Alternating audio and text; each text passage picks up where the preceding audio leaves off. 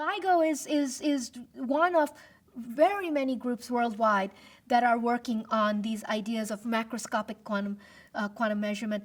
And these experiments in several labs worldwide are done on a really remarkable scale, from little like nanomechanical oscillators, picogram size oscillators, all the way to LIGO mirrors, which are tens of kilograms.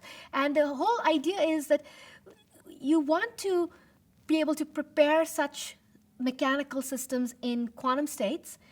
And one question you can ask is the one we already talked about, what is the behavior of mechanical systems at these different size scales?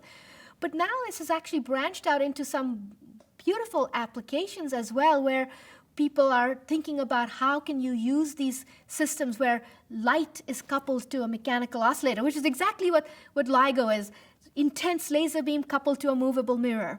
And so asking the questions of these systems where light and oscillators are coupled to each other as tools for quantum information, as tools for probing sort of fundamental questions in quantum mechanics, and other things. I'll give you one very pretty example that comes sort of from communications almost, if you want.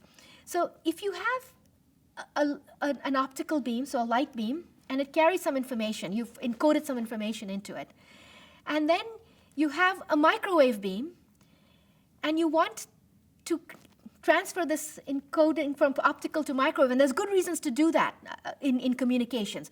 Optical beams are optical fibers everywhere, right? They're a very good way of transporting information, and then microwave is a very good way of storing information, because microwave cavities have long storage times.